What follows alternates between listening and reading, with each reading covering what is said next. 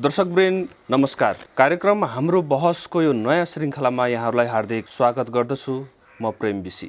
संविधान त मुलुकको 3 खम्बे अर्थनीति मध्येको एक अङ्ग सहकारी क्षेत्र। यसै सहकारी क्षेत्रको पेरिफेरीमा रहेर आज हामी संवाद गर्दैछौँ। यो संवादमा भूमि व्यवस्था, कृषि तथा सहकारी मन्त्रालयका मन्त्री माननीय बिमला केसीज्यूसँग आज हामी छलफल गर्नेछौँ। यो हाम्रो संवादमा हामी हाम्रो समुदायमा, हाम्रो प्रदेशमा अहिले जटिल बनेर गएका समस्याहरू, यसका समाधानका उपायहरूलाई हामी छलफलका माध्यमबाट यसलाई अगाडि बढाइरहेका छौँ। यसको निष्कर्ष आम युवा उद्यमी, व्यापारी, उद्योगी सबैलाई समेटेर यो कार्यक्रमलाई हामीले बनाएका छौँ। र आज हामी कोरोना भाइरस अर्थात् कोभिड-19ले अन्य जति क्षेत्र प्रभावित पारेको छ, अन्य क्षेत्र जस्तै सहकारी क्षेत्र पनि यो कोभिड-19का कारण पछाडि हटेको छैन, अछुतो छैन। प्रमुखतः यतिखेर सहकारी क्षेत्रका वित्तीय व्यवस्थापन अर्थात् लगानीयोग्य रकम तरलताको अभावले समस्या आउन सक्ने खतरा विज्ञहरूले बताइरहेका छन्। त्यसो त कोरोना कहर सहकारी क्षेत्रमा आर्थिक व्यवस्थापनको विषय मात्रै होइन, यतिखेर समग्र सामाजिक उत्तरदायित्व, आफ्ना मूल्य र मान्यता र सिद्धान्तलाई समेत जोगाउनु सहकारीका लागि चुनौतीको एउटा पहाड बनेको छ। कोरोनाका कारण बिग्रिएको वित्तीय पाटो त सम्हाल्नु छँदैछ, त्यसका साथसाथै कोरोनाबाट आफ्ना सदस्य, समुदाय र राष्ट्रकै अर्थतन्त्र माथि उठाउनु पर्ने दायित्व पनि सहकारी कर्मीहरूमा छ। यस्तो विषम परिस्थितिबाट समग्र सहकारी क्षेत्र संरक्षण, उत्थान, विकास र सम्वर्धन गर्दै सिङ्गो मुलुकको आर्थिक रूपान्तरणका लागि सम्पूर्ण सहकारी अभियान नेतृत्वकर्ता युवाहरू एकजुट भएर लाग्नुपर्ने अवस्था सिर्जना भएको छ। तर सहकारी त्यस्तो क्षेत्र हो जो आफूलाई समस्या परेको समयमा अरूसँग सहयोग माग्नुपर्ने अवस्थामा छैन, समस्यासँग जुझ्नुपर्ने सहकारीका लागि चुनौती आएको छ। अहिले तत्कालको विषम परिस्थितिमा कृषि तथा सहकारी संस्थाहरूले उत्पादन गरेका कृषि उपजका वस्तुहरू बजारीकरण भएका छैनन्। कृषि सहकारी संस्थाहरू समस्यामा परेका छन्। बचत तथा ऋण तथा बहुउद्देश्य सहकारी संस्थाहरू जो बचतको कारोबार बढी गर्नुहुन्छ, उहाँहरूको समयमा किस्ता र समयमा बचत नहुँदा सहकारीलाई अहिले समस्या परेको स्थिति छ। सदस्यले आफूले राखेको बचत आफू अनुकूल निकाल्ने र संस्थालाई बुझाउनु पर्ने सामा र ब्याज बुझाउन नसक्ने अवस्था आएको हुँदा बचत तथा ऋण सहकारीहरूलाई पनि एकदमै ठुलो चुनौती बनेर आएको छ। यस्तो अवस्थामा वित्तीय विचलन, तरलता आउन सक्ने समस्या बढ्दै गएको छ। यी सबै समस्याको एकमुष्ट सम्बोधनका लागि सरकारले आर्थिक वर्ष 2077 र 78 को बजेटमा सहकारी क्षेत्रलाई प्राथमिकतामा राखेर आर्थिक प्याकेज ल्याउनु पर्ने सहकारी कर्मीहरूको भनाइ थियो। भलै सरकारको बजेट आइसकेको छ, प्रदेश सरकारले पनि बजेट ल्याइसकेको अवस्था छ र सङ्घीय सरकारले पनि बजेट ल्याइसकेको अवस्था छ। यी विषयमा पनि आज हामी छलफल गर्छौँ। आज यहाँहरू सामु हुनुहुन्छ भूमि व्यवस्था, कृषि तथा सहकारी मन्त्री बिमला केसीज्यू। बिमला केसी पहिलो संविधान सभामा समेत प्रतिनिधित्व गरिसक्नुभएका मन्त्री केसी हाल रुकुम पश्चिमबाट कर्णाली प्रदेश सभामा सहभागी हुनुहुन्छ। नेकपाबाट सांसद बन्नुभएका मन्त्री केसी पार्टी तथा युवाहरूमा लोकप्रिय हुनुहुन्छ। उहाँ कर्णाली प्रदेश सरकारको प्रवक्ता समेत हुनुहुन्छ। उहाँलाई म स्वागत गर्छु। स्वागत छ मन्त्रीज्यू, यहाँलाई धन्यवाद। आरामै हुनुहुन्छ? हजुर। आज हामी समग्र सहकारी क्षेत्र जुन समस्यामा परेको छ, जुन नेपाल लगायत विश्व अहिले कोभिडका कारणले गर्दा समस्यामा एउटा रुमलिरहेको छ, यहाँ चाहिँ कर्णाली प्रदेश सरकारको भूमि व्यवस्था तथा सहकारी मन्त्रालय सम्हालिरहनु भएको छ। यो अवस्थामा आफ्नो प्रदेश र प्रदेशमा रहेका सहकारीहरूको अवस्था के छ? निकै महत्त्वपूर्ण प्रश्न उठाउनु भएको छ। यो आज नेपाली सहकारी कर्मीहरूको मात्र चुनौती नभएर यो आज विश्वमा अवस्थित सम्पूर्ण सहकारीको साझा चुनौतीको रूपमा यो समस्या पैदा भएको छ। अझ नेपालमा यो समस्या अझ बढी, किनभने हाम्रो देशको आफ्नो अवस्थिति, आफ्नो अवस्था, आफ्नो आर्थिक स्रोत साधनका कारणले नेपालमा अरू देशको तुलनामा स्वाभाविक अझ जटिल चुनौती छ भन्ने कुरामा हामी दुईमतै छैनौँ। तर अहिले चाहिँ यहाँले अगाडि भनिसक्नु भएको छ धेरै कुराहरू। अहिले सहकारीहरू एउटा फाइदा पनि छ, नेगेटिभ कुरा मात्रै सोच्नु हुँदैन, पोजिटिभ कुरा पनि हो, अवसर पनि हो। ब्याङ्कहरूले जबरजस्ती ऋणदाताहरूलाई मतलब आफ्ना सेवाग्राहीहरूबाट जबरजस्ती लिनुपर्ने या विभिन्न खालको अब धम्की दिएर या विभिन्न खालको टर्चर गरेर सेवाग्राहीहरूले जबरजस्ती ऋण असुली गर्नुपर्ने अवस्था, फिर्ता गर्नुपर्ने जो अवस्था बनिएको छ, उहाँहरू भ्याइ नभ्याइ सकि नसकी गर्न खोजिरहनु भएको छ। त्यो चुनौती एकातिर ब्याङ्कसँग सेवा लिनेहरूको त्यो अवस्था छ भने यतातिर सहकारीसँग आबद्ध भएर सहकारीबाट कारोबार गर्नेहरू, सहकारीमा लगानी गर्नेहरूलाई त त्यो टर्चर त छैन नि। सहकारीमा आबद्ध हुनुको फरक यो हो भन्ने लाग्छ। सहकारी सबैका लागि हुन्छ। आज संस्थाका लागि एउटा खालको सञ्चालनका निम्ति तरलताको समस्या होला, इभन विभिन्न खालका समस्याहरू जो छन् संस्थाका लागि पर्ने समस्या भनेकै सहकारीका सदस्यको समस्या हो, सहकारीको सदस्यको समस्या नै संस्थाको समस्या हो भन्ने जसरी मूल्य मान्यताका साथ हामी अगाडि बढिरहेका थियौँ, आज भोग्दाखेरि त्यही कुरा नै छ। सामूहिक छ कि समस्या सामूहिक हुँदाखेरि भोगाइ पनि के छ, सामूहिक छ, र समाधानको उपाय पनि सामूहिक छ। यो त्यही फरक सहकारीको फरक यही हो। डुबिहाल्ने र मरिहाल्नु पर्ने, झुन्डिनै पर्ने अवस्था चाहिँ छैन। सहकारीमा त्यो खालको समझदारी छ, त्यो खालको सहकार्यता छ, त्यो खालको सामूहिक भावना छ, जसका कारणले आज सहकारीमा परेका समस्याहरू सबै सदस्यहरूलाई बुझाउन सक्नुपर्ने र सदस्यहरूले पनि बुझ्दै के गर्न सम्भव छ ती बाटाहरू अपनाउन सक्ने ठाउँमा छौँ। र मलाई लाग्छ यो बेला सहकारीले यो मेरो मात्रै संस्थालाई परेको समस्या हो भन्ने नठानेर आम विश्वलाई, यो सहकारीले मात्रै होइन विश्वभित्रका जम्मै मानवलाई परेको समस्या, सबै संस्थाहरूलाई परेको समस्या हो भन्ने बुझेर त्यो समस्या समाधान गर्नका निम्ति सहकारीहरू अगाडि बढेका छन्, लाग्नेछन् र राज्यले त्यसलाई सहजीकरण गर्नुपर्छ र गर्नेछौँ। मन्त्रीज्यू, मैले अर्को एउटा प्रश्न यहाँनिर उठान गर्न के खोजिरहेको छु भन्दा, जुन सहकारी राज्यबाट अलिकति पछाडि धकेलिएको छ, सहकारी क्षेत्रको समस्यालाई राज्यले बुझ्न सकेको छैन लगायतका सहकार्यता छ, त्यो खालको सामूहिक भावना छ, जसका कारणले आज सहकारीमा परेका समस्याहरू सबै सदस्यहरूलाई बुझाउन सक्नुपर्ने र सदस्यहरूले पनि बुझ्दै के गर्न सम्भव छ ती बाटाहरू अपनाउन सक्ने ठाउँमा छौँ। र मलाई लाग्छ यो बेला सहकारीले यो मेरो मात्रै संस्थालाई परेको समस्या हो भन्ने नठानेर आम विश्वलाई, यो सहकारीले मात्रै होइन विश्वभित्रका जम्मै मानवलाई परेको समस्या, सबै संस्थाहरूलाई परेको समस्या हो भन्ने बुझेर त्यो समस्या समाधान गर्नका निम्ति सहकारीहरू अगाडि बढेका छन्, लाग्नेछन् र राज्यले त्यसलाई सहजीकरण गर्नुपर्छ र गर्नेछौँ। सहकारी यदि हामी समाजवादमा जाने ध्येय सरकारले या राज्यले राख्ने हो भने नयाँ संविधानको उद्देश्य भनेको सहकार्यता छ, त्यो खालको सामूहिक भावना छ, जसका कारणले आज सहकारीमा परेका समस्याहरू सबै सदस्यहरूलाई बुझाउन सक्नुपर्ने र सदस्यहरूले पनि बुझ्दै के गर्न सम्भव छ ती बाटाहरू अपनाउन सक्ने ठाउँमा छौँ।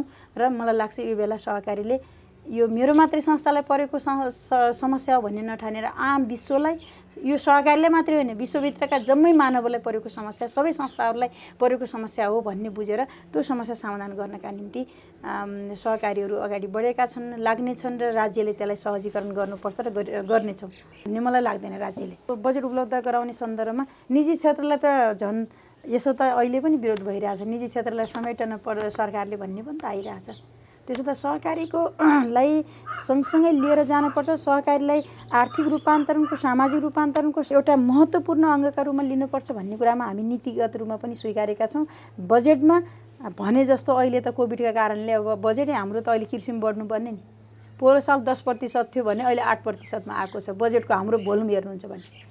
अब त्यसै त अहिले यस्तो बेला प्राथमिकता पर्ने कृषि त पर्न सकेको छैन टोटालिटीमा भन्दा अब सहकारीलाई ठुलो बजेट हामी छुट्याउन नसकौँला, तर बजेट चाहिँ सहकारीको प्रवर्धनका लागि सहकारी मार्फत सफ्ट लोन पनि प्रवाह गर्ने गरी हामी सोचिरहेछौँ। त्यसो भने सहकारीको महत्त्वलाई त हामीले प्रदेशका सन्दर्भमा हामीले कम गरेका छैनौँ र अझ बढी सहकारी अब त्यसै त अहिले यस्तो बेला प्राथमिकता पर्ने कृषि त पर्न सकेको छैन टोटालिटीमा भन्दा अब सहकारीलाई ठुलो बजेट हामी छुट्याउन नसकौँला, तर बजेट चाहिँ सहकारीको प्रवर्धनका लागि सहकारी मार्फत सफ्ट लोन पनि प्रवाह गर्ने गरी हामी सोचिरहेछौँ। त्यसो भने सहकारीको महत्त्वलाई त हामीले प्रदेशका सन्दर्भमा हामीले कम गरेका छैनौँ र अझ बढी सहकारी विशिष्टीकृत सहकारी निर्माण गरेर उत्पादनको क्षेत्रमा ठुलो खालको रिजल्ट ल्याउने काम किन नगर्ने भन्ने मान्यता छ र त्यही हिसाबले हामीले अहिले बजारीकरणको सेक्टरमा सहकारीलाई आबद्धता गराउने एक उत्पादन भन्ने नारा हामीले लिएका छौँ। एक सहकारी एक उत्पादनको नारा लिएका छौँ। तपाईँले नीति कार्यक्रम देखिसक्नु भएको छ, बजेट पनि आइसकेको छ। त्यसका निम्ति हामी सफ्ट लोन सहकारी मार्फत, ब्याङ्कहरू मार्फत यसलाई यो छलफल चलाएर हामी सहकारीहरू मार्फत सफ्ट लोनलाई प्रवाह गर्छौँ र ब्याज अनुदानका कुराहरूमा पनि सहकारीको साथ लिएर अरू सबै उत्पादनदेखि बजारीकरणको सेक्टरमा अब सहकारी उद्यमका क्षेत्रमा पनि सहकारी भन्ने अभियान सञ्चालन नगर्ने हो भने यस्तो जस्तो हामी जस्ता गरिब प्रदेशका गरिब जनताहरू, गरिब मान्छेहरूले सहकारी भन्दा बाहिर गएर हामीले हाम्रो भविष्य देख्नुपर्छ भन्ने लाग्दैन, देख्नु हुँदैन। त्यसैले सहकारीमा आबद्ध हौँ भन्ने हो मेरो म सहकारी मन्त्रीका हैसियतले सबै मान्छेहरू सहकारीमा आबद्ध हौँ, सहकारीमा विश्वास गरौँ, सहकारी पनि एउटा मूल्य मान्यता आफ्नो मूल्य मान्यतामा हिँडौँ र त्यहाँभित्रका सदस्यहरूकै जीवनस्तर उठाउने गरी अगाडि बढौँ। त्यसो त भइ नै रहेछ। कतिपय विकृति होलान्, कतिपय सीमा होलान्, त्यसलाई त नियमन गर्दै ठिक गरौँला नि सबै लागेर। त्यो सबैको ड्युटी हो, राज्यको पनि ड्युटी हो, सम्बन्धित सहकारी कर्मीहरूको पनि ड्युटी हो। तर सहकारी अब एक मात्र विकल्प हो भन्ने अर्थमा अब बुझ्नुपर्छ। यसको मतलब यो होइन कि निजी क्षेत्रको भूमिकालाई मैले इन्कार गर्न खोजेको होइन। निजी क्षेत्रको पनि भूमिका त्यत्तिकै छ। त्यसैले 3 खम्बे अर्थनीति भनेको छ नि, राज्यले ठोस गरेको छ। के अरे सार्वजनिक, निजी र सहकारी क्षेत्रको साझेदारीता, अझ विशेष गरी कर्णालीमा त सामुदायिक क्षेत्र पनि भनेका छौँ। सार्वजनिक, निजी, सहकारी र सामुदायिक क्षेत्रको साझेदारीतामा हामी नयाँ ढङ्गले आर्थिक विकास गर्नुपर्छ, सामाजिक सांस्कृतिक रूपान्तरण गर्नुपर्छ भन्ने मान्यता हामीले यो कर्णाली प्रदेशमा राखेका छौँ। ठिक छ मन्त्रीज्यू, अब हामी समग्र यो प्रदेश कर्णाली प्रदेशको प्रतिनिधित्व गर्छौँ हामी र यो प्रदेशकै बारेमा आज अलिक विशेष छलफल केन्द्रित पनि भएको छ।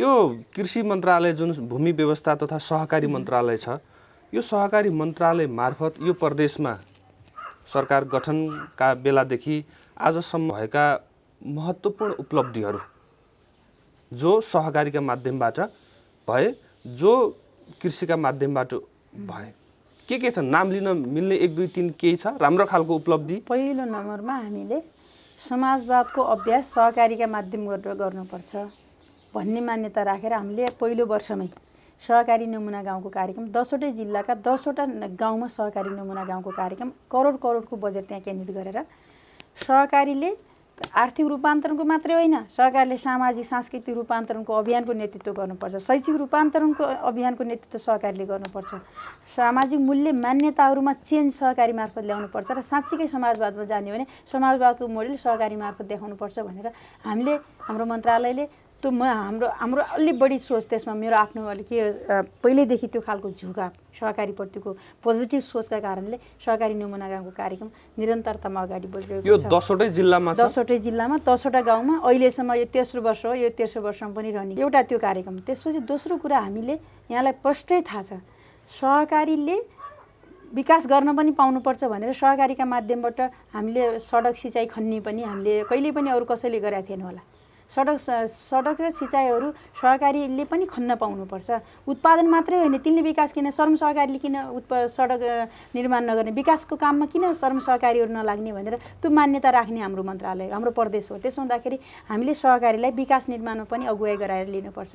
सहकारीका माध्यमबाट उत्पादन वृद्धि गर्ने कुरामा अलिक बढी लाग्नु पर्यो भनेर सहकारीलाई प्राथमिकता दिउँ र हामीले 75-76 को बजेटमा एउटा नीति नै सहकारीलाई 70% अनुदान दिने, 30% उसले लागत साझेदारी गर्ने, 60% समूहलाई दिने र 50% निजी क्षेत्र या फर्महरूका लागि हामीले त्यसरी एउटा नीति नै बनायौँ। सहकारी के अरे यो अनुदान सम्बन्धीको नीति गराउँदा सहकारीलाई 70% दिउँ।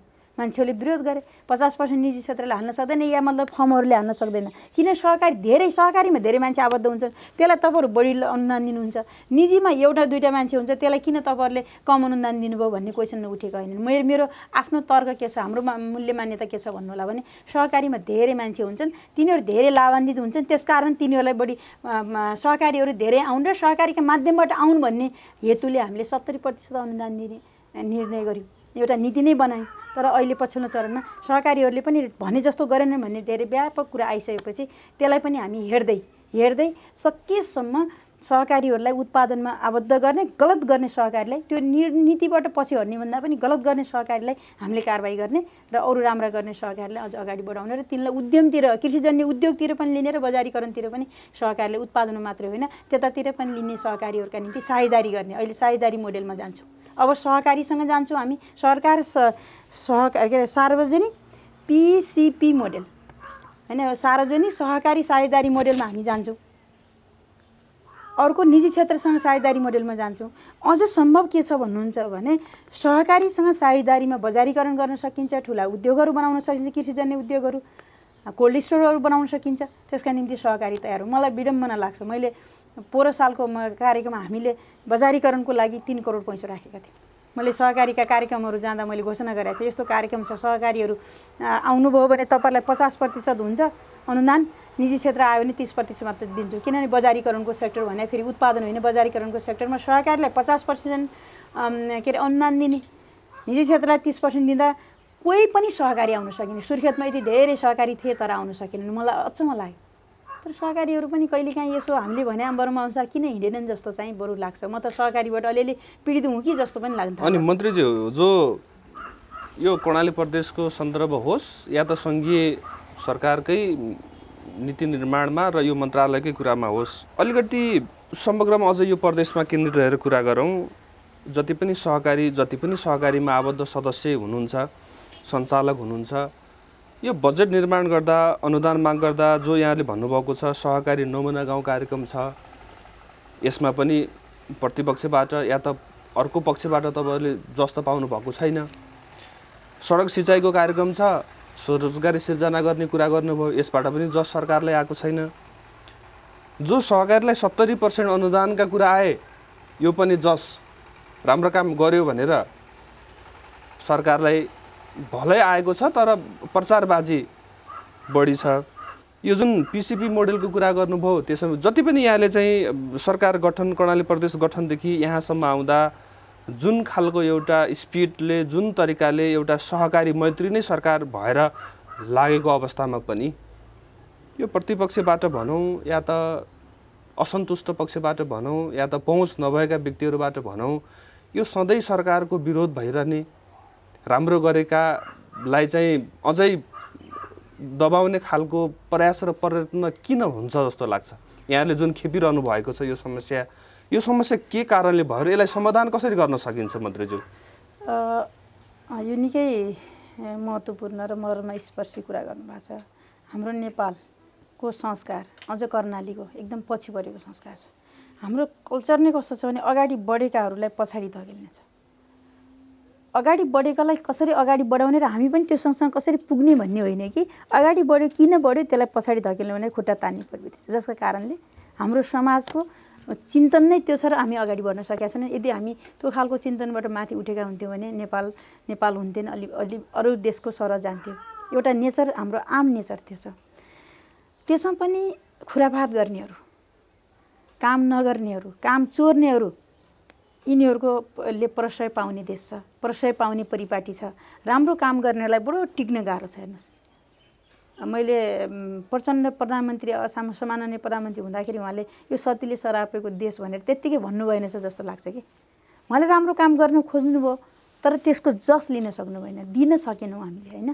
त्यस्तै अहिले पनि हामीले म मन्त्री भएदेखि मेरो आफ्नो कुरा गर्नुहुन्छ भने सरकार हामी सबै मन्त्रीहरूको त्यस्तै हो। सरकारको उद्देश्य आफ्नो स्थापना भएदेखि केही गरौँ र केही चेन्ज ल्याउँ भन्ने छ कि सरकार टोटालिटीमा मुख्यमन्त्रीको स्पिरिट छ। टोटली मुख्यमन्त्रीले कतै व्यक्तिगत स्वार्थमा नलागेर तपाईँहरू यति बेला चेन्ज ल्याउने, तपाईँहरूको राजनीतिक भविष्य धेरै माथि छ, तपाईँहरू अगाडि बढ्नु, निस्वार्थ भावनाले अगाडि बढ्नुहोस् भनेर हामीलाई भनिरहनुहुन्छ। हामी पनि त्यही भावनाबाट आएका हौँ। हामी पनि मुख्यमन्त्रीको कुरालाई मनन गर्दै हाम्रो आफ्नो पनि इथिक छ। हामी पनि आफ्नो इथिक अनुसार लौ केही गर्नुपर्छ भनेर लाग्दा, केही चेन्ज गर्न खोज्दा केही नपाएर विभिन्न खालका बाहनाहरू खोजेर कसरी यसलाई तान्न सकिन्छ, कसरी यसलाई पछार्न सकिन्छ भनेर न्यू खोज्नेहरूका लागि केही पनि सकिँदैन, सम्भव छैन। अब बाँझो जमिन उपयोग गर्ने कार्यक्रम नराम्रो थियो। बाँझो जमिन उपयोग गर्ने कार्यक्रमको त विरोध भयो यो प्रदेशमा। अरू के कुरा गर्नुहुन्छ? ल ल मानौँ अस्तिकै एउटा कृषि व्यवसाय प्रवर्धनको कार्यक्रम घाइते अपाङ्ग द्वन्द्व पीडित र यो विदेशबाट फर्केका युवाहरू र बेरोजगार युवाहरूलाई लक्षित गरेर एउटा कार्यक्रम हामीले मन्त्रालयमा राखेका थियौँ। विधि सबै प्रक्रिया सब पुरा गरेका छौँ। संयोगले दल रावलसँग हाम्रो मन्त्रीसँग जोडिएका मान्छेहरू त्यहाँ परेछन्। कानुन त त्यो गैर कानुनी कुरा होइन। उहाँका मान्छेहरू कृषि कर्म त छन् त। उहाँका आफ्ना मान्छेहरू मन्त्रीका आफ्ना मान्छेहरू कृषि कर्म मसँग सम्बन्धित मान्छेहरू कृषि कर्म छन्, तिनीले नपाउने भन्ने त छैन नि। मन्त्रीसँग सम्बन्धित मान्छेहरूको नाम पर्ने बित्तिकै सबै कार्यक्रमै क्यान्सल गर्ने माग गर्नु राम्रो हो त? आज मलाई अन्धा साथीहरू जस्तो आँखा नदेख्ने साथीहरू, अपाङ्ग साथीहरू जो शारीरिक रूपमा अपाङ्ग हुनुहुन्छ, उहाँहरू साथीहरूले ल मन्त्रीजी एउटा कार्यक्रम तपाईँले ल्याउनु भएको थियो, राम्रो कार्यक्रम थियो, हामी परेका थियौँ, के बिग्रिएको थियो? जसले गल्ती गरेको थियो त्यसलाई छानबिन गरेर गरे हुन्थ्यो नि, किन हामीलाई सबैलाई रोकियो? त्यस्तै अरू द्वन्द्वपीडित साथीहरू हुनुहुन्छ, त्यस्तै शहीद परिवारहरू हुनुहुन्छ, उहाँहरू सबैले भन्दाखेरि कस्तो कल्चर छ? मैले भने म छानबिन गरौँ, कारबाही गरौँ, मैले गल्ती गरेँ भने मलाई कारबाही गर्नुहोस्, तर यो कार्यक्रम रोक्नुहुन्न भन्ने कुरा गर्दाखेरि कार्यक्रम रोक्ने स्थितिमा जो गइयो नि, यसले यस्ता कुराहरू पनि कस्तो समाजमा कस्तो खालको ट्रेन्ड छ, के चिजले जित्छ भन्ने कुरा पनि यसले देखिन्छ। राम्रो गर्दा गर्दै पनि कहिलेकाहीँ समाजले कागले कान लियो भनेपछि कान नसामेर दौडिने खालको नेचर छ नि हाम्रो समाजमा। त्यो नेचरले काम गर्दाखेरि हामी यथार्थमा पुग्दैनौँ। त्यसैले मेरो अनुरोध के छ भने यो खालको हाम्रो कल्चर परिवर्तन नगरी हामी धनी बन्न सक्दैनौँ, हाम्रो सोच बदल्न सक्दैनौँ। कर्णालीलाई धनी गराउने त पहिलो कुरा त वैचारिक रूपले हो नि, सोचले हो नि, व्यवहारले त्यो सोचपछि व्यवहार आउने कुरा, यी खालका कुराहरू स्वाभाविक हुनुहुन्छ। म अनौठो मान्दैन, तर यहाँ बस्दासम्म गर्दासम्म राज्यको जिम्मेवारी लिँदासम्म केही न केही चेन्ज ल्याउनुपर्छ निस्वार्थ भावनाले भन्ने मान्छेहरूलाई हामीले अरू दायाँ बायाँ खुरापात नगरेपछि हामीसँग अरू पनि त हामीले स्रोत साधनहरू पनि त अरू हुँदैन नि। स्रोत साधन अरू हिसाबले नकजाउने मान्छेले अरूलाई पनि केही गर्न सक्दैन, जसका कारणले यी खुरापातहरू जन्मिन्छन् जस्तो मलाई लाग्छ। यहाँहरूले जुन सरकारको नेतृत्व गरिरहनु भएको छ, यो बहुमतको सरकार छ। नेपालले धेरै समयपछिको यो उपलब्धि पनि हो, किनभने 5 वर्ष बहुमतको सरकारले नेपाल सञ्चालन गर्दैछ र आम नागरिक, आम नेपालीले अब साँच्चीकै देशमा केही परिवर्तन हुन्छ कि भन्ने खालको अनुभूति एक लेभलबाट पनि भएको छ। सरकारका सबै कामहरू नराम्रा भएका छन् भन्ने चाहिँ होइन, राम्रा पनि छन् र केही कुरालाई सुधार्दै लिनुपर्ने पनि आएको छ। मन्त्रीज्यू, अब सरकार सञ्चालन गर्दा नीतिगत रूपमा निर्णय गर्दा कहीँ कतै कोही व्यक्ति, कोही समुदाय र कोही पक्षसँग सामान्य कुरामा उहाँहरूले चाहिँ नबुझ्नु होला, त्यो फरक पाटो छ। तर बहुमतको सरकार छ, एकदम प्रभावशाली सरकार छ, समय पनि अझै गर्नेको लागि अझै समय पनि धेरै छ। आम नेपाली, आम आफ्नो प्रदेश, आफ्नो क्षेत्रलाई विकास गर्ने यो समयमा विकासमुखी निर्माणका कामहरू हुन् या त सहकारीलाई प्रवर्धन गर्ने कुरा हुन् या त निजी व्यवसायीलाई प्रवर्धन गर्ने कुरा हुन्, यी यावत कुराहरूलाई जुन अहिलेको बजेट आएको छ, यो कोरोना पछिको बजेटले के हौसला प्रदान गर्छ? अहिले हामीले खास गरी यो कोरोनाका कारणले विदेशबाट फर्केका युवाहरू अहिले मात्रै हाम्रो पछिल्लो चरण 45,000 भन्दा बढी त इन्डियाबाट मात्रै आइसकेका छ। त्यस्तै प्रदेश बाहिर नेपालभित्र पनि रोजगारीका क्रममा गएका युवाहरू फर्किनु भएको छ र हाम्रो लाख सङ्ख्यामा हाम्रो अहिले यो लकडाउन पछि नै लाख सङ्ख्यामा हाम्रो युवाहरू भित्रिसकेको अवस्था छ। अझ पनि भित्रिने जस्तो अझै पनि 80-90 हजार मान्छेहरू भित्रिने आकलन गरिएको छ। करिब 2 लाख त कम्तीमा 2-2.5 लाख मान्छेहरू त यसो हेर्दाखेरि अब 2-2.5 लाख युवाहरू, उहाँहरू युवाहरू नै हुनुहुन्छ, काम गर्न सक्ने श्रमशक्ति भएरै जानुभएको। त्यसो उहाँहरू युवाहरू अब 2-2.5 लाख युवाहरू अहिले मात्रै बाहिरबाट फर्केका युवाहरूलाई सम्बोधन गर्ने चुनौती राज्यको छ। त्यसैले मुख्यमन्त्रीले अहिले सबैभन्दा बढी जोड पहिलो कुरा रोग महामारी नै हो, महामारीका विरुद्ध स्वास्थ्यमै सबभन्दा बढी लगानी गर्नुपर्छ। त्यसपछि भोकमारी हो, भोकमारीलाई अब उत्पादनसँग जोड्ने र रोजगारीसँग जोड्ने हो। उत्पादनबाट पनि भोकमारीको समस्या हल गर्न सकिन्छ, रोजगारीबाट पनि भोकमारीको समस्या हल गर्न सकिन्छ। भोकमारी अनि त्यो सँगसँगै रोजगारी, यो 3वटा कुरा महामारी, भोकमारी र रोजगारीमा केन्द्रित गर्नुपर्छ भन्ने मेन उद्देश्यका साथ नीति कार्यक्रम पनि त्यही लाइनमा पास भएको छ।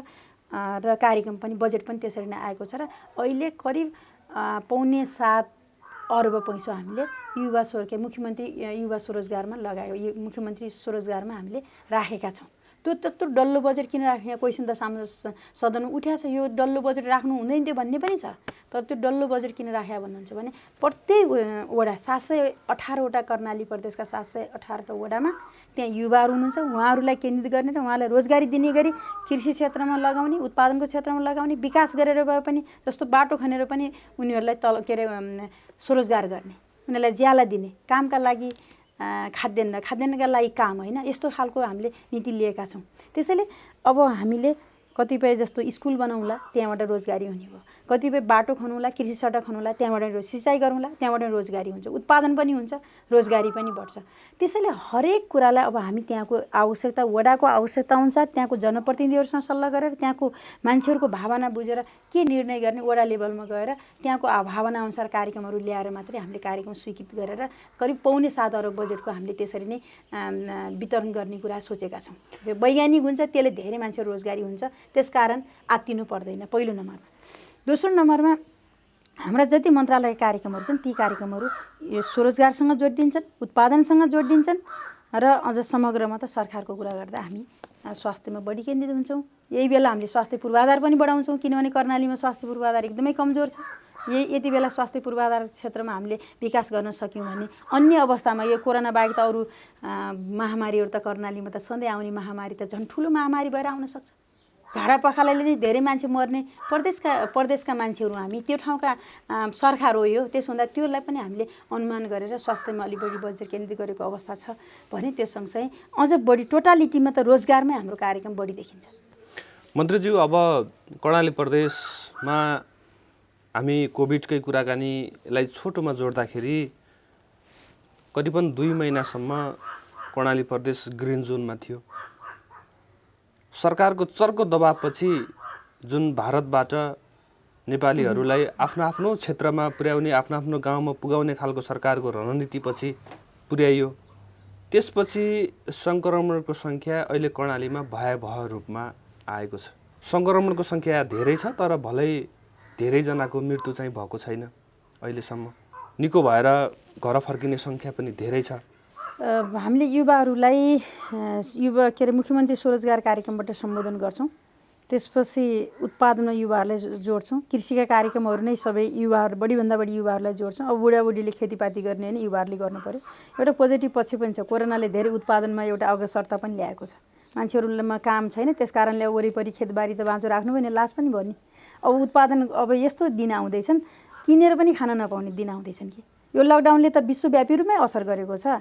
भारतले पुगेन बेच्ने हो नेपाललाई, चीनले पुगेन बेच्ने हो, पुगेन भने दिनुपर्छ भन्ने छ र छैन नि। त्यसो हुँदा नेपालले किनेर खान नपाउने अवस्था हुनसक्छ, कर्णालीलाई झन् समस्या पर्न सक्छ भन्ने कुरा युवाहरूले बुझ्नु पर्यो। अब युवाहरू काम गरेर घटिन्छ भने भारतमा गएर भारी बोक्न तयार हुने, अरबमा गएर त्यस्तो गर्मीमा गएर तपाईँहरू काम गर्न तयार हुने, तर नेपालमा बसेर आफ्नो खेतबारीमा काम गर्न लाज नमान्नुहोस्, अप्ठ्यारो नमान्नुहोस्, कृषि पेसालाई सम्मान गर्नुहोस्, त्यसलाई एउटा मर्यादित पेसाको रूपमा बुझ्नु सरकारले बुझेको छ र यसलाई बुझाउनका निम्ति एउटा अभियानात्मक हिसाबले हामीले मेरो किसान मेरो अन्नदाताको कार्यक्रम हामीले त्यसरी लिएका छौँ। किसानलाई अन्नदाताको रूपमा लिनुपर्छ, त्यसरी यस पेसालाई सम्मानित गर्नुपर्छ र सामाजिक सुरक्षा पनि कायम गर्नुपर्छ किसानको भन्ने हिसाबले प्रदेश सरकारले त्यो नीति लिएको छ र सङ्घीय सरकार यो विषयमा धेरै संवेदनशील भएको मैले देखिरहेको छु, पाइरहेको छु। मन्त्री यस विषयमा धेरै संवेदनशील हुनुहुन्छ। त्यसो हो भने सरकार नै संवेदनशील छ र तपाईँहरू लाग्नुहोस्, निर्धक्क भएर अगाडि बढ्नुहोस्। अब स्वरोजगारका कार्यक्रमहरूका विकल्प हामीसँग छैन। सबै कार्यक्रमलाई अब मुख्यमन्त्रीले भनिसक्नु भएको छ, घोषणा गरिसक्नु भएको छ, नीति कार्यक्रम आइसकेको छ। 1 करोडभन्दा तलका कार्यक्रम कोही पनि डोजर नलगाउने, यन्त्र उपकरण प्रयोग नगर्ने, अब मान्छेले खनेर दिगो पनि हुन्छ, रोजगारी पनि पाउँछ। यो खालको विधिबाट जाने भन्ने भइसकेपछि त कर्णाली प्रदेश सरकार युवाहरूसँग कति संवेदनशील छ भन्ने कुराको एउटा प्रमाण पनि हो, ज्वलन्त उदाहरण पनि हो। त्यसैले नआत्तिनुहोस्, तपाईँहरू शरम गर्नुहोस्, शरममा विश्वास गर्नुहोस्। शरममा र यो माटोमा नफल्ने चिज केही पनि छैन। शरममा विश्वास गर्नेहरूले मात्रै कर्णालीलाई चिन्न सक्छन् र कर्णालीको सरकारको उद्देश्यलाई बुझ्न सक्छन् र मलाई विश्वास छ म सहकारी मन्त्रीका हैसियतले सबै युवाहरू सहकारीमा आबद्ध हुनेछन्। सहकारी एकदम प्रभावकारी हुने, धेरै सहकारी सङ्ख्यामा वृद्धि होइन, सहकारी गुणात्मक बन्नेछन्। सहकारीले आफ्ना ड्युटी मैले एकचोटि एउटा भर्चुअल मिटिङ गरेर सहकारीका अगुवा साथीहरूसँग मिटिङ गरेर यो लकडाउनमा विशेष नीति लिनु परेर सहकारीले पनि लकडाउनमा समस्या परेका गरिबहरूका निम्ति आफ्ना गरिब सदस्यहरूका निम्ति विशेष प्याकेज ल्याउनुहोस् भनेर मैले आह्वान गरेको थिएँ। मैले त्यो खालको निर्देश मतलब उहाँहरूसँग सुझाव राखेको थिएँ। त्यो कुरामा उहाँहरू सहमत हुनुभएको थियो। सरकार र सहकारी युवाहरूको साथमा छ। तपाईँहरू अगाडि बढ्नुहोस्, हामी तपाईँहरू सँगसँगै छौँ र हामी सफ्ट लोनबाट काम गर्ने युवाहरूलाई सफ्ट लोन उपलब्ध गराउँछौँ। अलि ठुला गर्न चाहनेलाई ब्याज अनुदानको उपलब्ध गराउँछौँ। हामी 5वटा मोडेलमा, खास गरी हाम्रो सरकारले 5वटा मोडेलमा अझ त्यो पनि कृषिसँग सम्बन्धित सहकारीसँग सम्बन्धित हाम्रो 5वटा मोडेल छ। एउटा भनेको गरिबहरूलाई हामी लक्षित वर्गलाई विशेष अनुदानको कार्यक्रम लिन्छौँ। उनीहरूले ऋण लिन सक्दैनन्, ऋण तिर्न सक्दैनन्, त्यसलाई विशेष अनुदानको कार्यक्रम लिन्छौँ। त्यसपछि निम्न तथा निम्न मध्यम उद्यमीहरू के गर्न चाहने, उद्यम गर्न चाहने कृषकहरूका लागि या युवाहरूका लागि हामी सफ्ट लोन लिन्छौँ। सबैले कर्जाको कार्यक्रम लिएका छौँ। त्यो अहिले तुरुन्तै यो वर्ष कार्यान्वयन हुन्छ। त्यसपछि त्योभन्दा ठुला मध्यम तथा ठुला किसानहरू या उद्यमीहरूका निम्ति हामी ब्याज अनुदानको कार्यक्रम लिन्छौँ र सहकारीसँग, निजी क्षेत्रसँग, समुदायसँग साझेदारी मोडेलमा सरकार अगाडि बढ्छ। बजारीकरणका लागि, प्रशोधनका सेक्टर लगायत महत्त्वपूर्ण कृषिजन्य उद्योगका कार्यक्रमहरूका निम्ति हामी साझेदारी मोडेलमा जान्छौँ। त्यसपछि टोटालिटीमा व्यवसायीकरणका निम्ति कामका आधारमा प्रोत्साहन अनुदान। तपाईँले 20वटा भैँसी पाल्नुभएको छ भने या त्योबाट उत्पादन हुने दुध कति लिटर छ, त्यो दुधको लिटरको आधारमा तपाईँलाई प्रोत्साहन दिने कार्यक्रम हामीले लिन्छौँ, लिएकै थियौँ र अझ प्रभावकारी ढङ्गले लिन्छौँ। यो 5वटा मोडालिटीमा हामीले अनुदानको कार्यक्रमलाई या हाम्रो कृषिको टोटल कार्यक्रमलाई प्रभावकारी ढङ्गले अगाडि बढाउन खोजिएको छ। त्यसो गरियो भने युवाहरू डराउनु, आत्तिनु केही पर्दैन। अप्ठ्यारोमा कर्णाली प्रदेश सरकार छ, स्थानीय सरकार छ, सङ्घीय सरकार छ भनेर सम्झिनु पर्यो। म अझ प्रदेश सरकारको प्रवक्ताका हैसियतले, मन्त्रीका हैसियतले मात्र होइन, प्रवक्ताका हैसियतले पनि प्रदेश सरकार तपाईँहरूका पीडामा, संवेदनशीलतामा साथमा रहन्छ भने जस्तै नहोला। तपाईँहरू सम्बन्धित ठाउँमा हाम्रा कार्यालयहरू छन्, सम्पर्क गर्नुहोस्। हाम्रा हटलाइन सेवाहरू छन्, त्यसमा सम्पर्क गर्नुहोस्।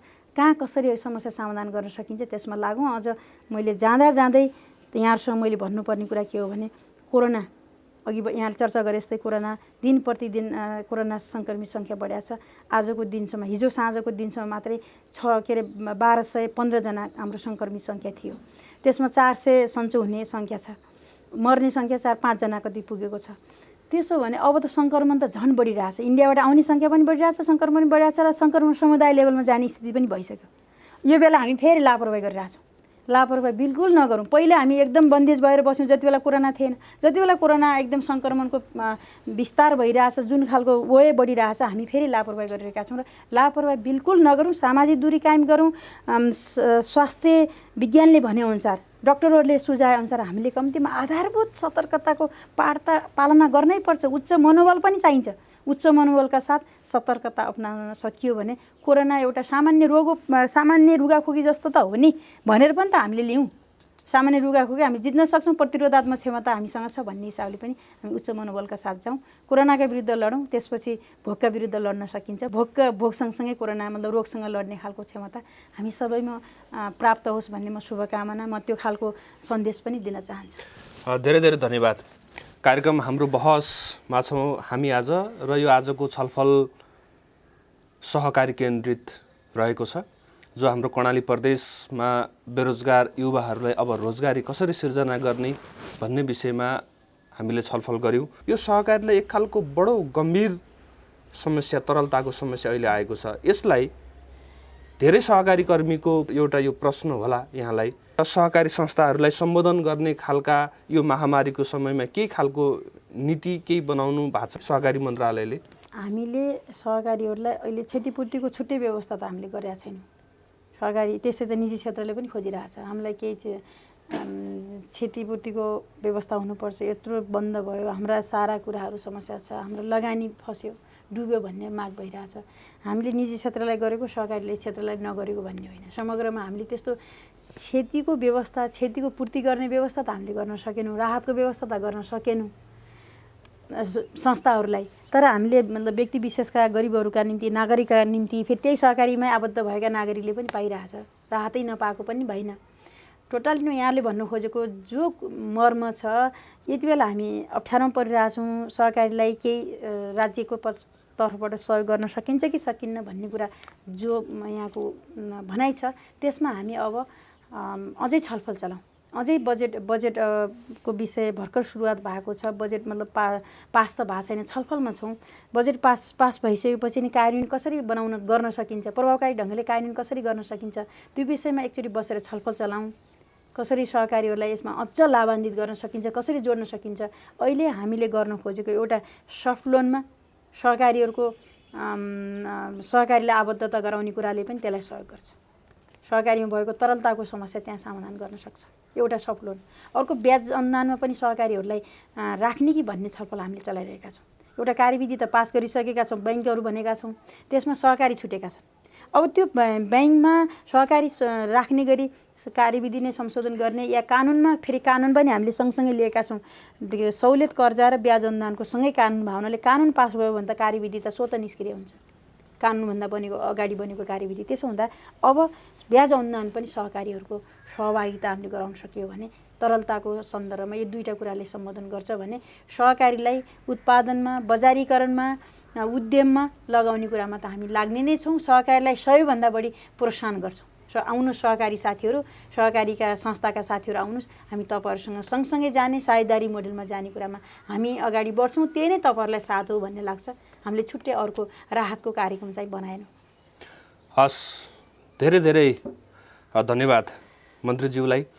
कार्यक्रम हाम्रो बहसमा आज हामीले समग्र सहकारी क्षेत्रमा देखिएको चुनौती, यसका समाधानका उपाय, कोभिडले उत्पन्न गरेको समस्या र बेरोजगार युवाहरूलाई स्वरोजगारी कसरी सिर्जना गर्ने भन्ने विषयमा आज हामी केन्द्रित रहेर यो छलफल गऱ्यौँ। यो छलफलका लागि समय दिनुभयो मन्त्रीज्यूलाई म धेरै धेरै धन्यवाद दिन चाहन्छु। अन्त्यमा हाम्रो टेलिभिजन हेरेर बसिरहनुभएका श्रोता दर्शकलाई के भन्न चाहनुहुन्छ? यो बहसमा सहभागी गराएर सहकारी मन्त्रालयको धारणा प्रस्तुत गर्ने र समग्रमा सरकारको धारणा प्रस्तुत गर्ने अवसर दिनुभएकोमा तपाईँ र तपाईँको अनलाइन टेलिभिजनलाई म धन्यवाद दिन चाहन्छु। र सम्पूर्ण यो टेलिभिजन हेर्ने दर्शकहरूलाई मैले फेरि पनि अनुरोध गर्न चाहन्छु। कोरोनाको विशेष अवस्थामा छौँ। यो विश्वव्यापी सङ्कट हो, महामारी हो। यसमा धैर्यतापूर्वक, संयमतापूर्वक, आत्मविश्वासका साथ यसलाई जित्ने तागत पैदा गरौँ। यो हाम्रो आत्मविश्वासले काम गर्ने हो। त्यसपछि आत्मविश्वासका साथै आवश्यक सतर्कताका पाठहरूमा, खानपिनमा, बसउठमा, हिँडाइडुलाइमा जुन खालको सामाजिक दूरी कायम गर्ने कुरा छ, सतर्कता अपनाउने कुरा छ, यी सबै कुराहरू ख्याल गरौँ। पहिलो कुरा रोगसँग लडौँ, त्यससँगै भोकसँग लड्ने गरी योजना बनाऊँ। तपाईँ हामी सबै उत्पादनमा लागौँ, श्रममा लागौँ, उद्यममा लागौँ, अनि कर्णाली प्रदेश नयाँ ठाउँमा पुर्याउन सकिन्छ।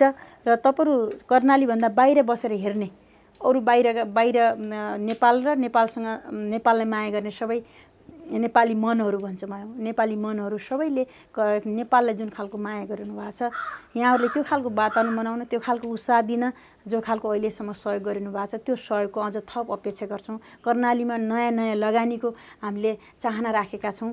यो सेक्टरमा केही न केही परिणाम ल्याउन सोचेका छौँ। त्यस्ता खालका साथीहरू जो केही गरौँ भन्ने भावना छ, कर्णालीभन्दा बाहिर बस्नु भएको छ, देशभन्दा बाहिर बस्नु भएको छ, तपाईँहरू तयार हुनुहोस्। कर्णालीमा अर्ग्यानिक कर्णाली प्रदेश निर्माणको जो अभियान सुरु गरेका छौँ, ठुलो सम्भावना छ। यसमा अगाडि बढौँ र त्यो सँगसँगै उद्योगहरू पनि हामीले सञ्चालन गर्न सक्यौँ भने कर्णालीको जनजीवन हामीले माथि उठाउन सक्छौँ, जीवनस्तर माथि उठाउन सक्छौँ भन्ने विश्वास छ। त्यसका निम्ति फेरि पनि यहाँहरूलाई नयाँ ढङ्गले अगाडि बढ्न हौसला पैदा होस् भन्ने शुभकामना दिन चाहन्छु। हस्, धन्यवाद यहाँलाई। हस्, धन्यवाद। दर्शकवृन्द, कार्यक्रम हाम्रो बहसको आजको श्रृङ्खला सकिसकेको छ। हामीले आज समसामयिक विषयमा कोभिडले समाजमा ल्याएको समस्या, यसका समाधानका उपायका बारेमा हामीले छलफल गऱ्यौँ। सहकारी क्षेत्रमा देखिएको समस्या र चुनौतीका विषयमा पनि हामीले छलफल गऱ्यौँ। देशभन्दा बाहिर रहनुभएका नेपालीहरू जो स्वदेश फिर्ता हुने तयारीमा हुनुहुन्छ र कति स्वदेशमा फिर्ता भइसक्नु भएको छ, उहाँहरूको सम्बन्धमा हामीले स्वरोजगारी दिने सम्बन्धमा पनि हामीले कुरा गऱ्यौँ। यो आजको कार्यक्रममा हामीले विषयवस्तु पनि उठान गऱ्यौँ र त्यसलाई समाधानको उपाय पनि हामीले निर्क्युल गऱ्यौँ। र समग्रमा आजको कार्यक्रम यहाँहरूलाई कस्तो लाग्छ जस्तो लाग्छ त्यस्तै सल्लाह सुझाव र प्रतिक्रिया यहाँले अवश्य पनि दिनुहोला। यो हाम्रो बहस स्वास्थ्य र कृषिका विषयमा हामी केन्द्रित रहेर यहाँहरूलाई सुसूचित गर्ने एउटा अभियानका साथमा हामी अगाडि बढेका छौँ र यो कार्यक्रमलाई र हाम्रो टेलिभिजनलाई साथ दिनुहोला भन्न चाहन्छु र आजको कार्यक्रमबाट म प्रस्तोता प्रेम विसी यहाँहरूको माझबाट बिदा हुन चाहन्छु। हवस् त, नमस्कार।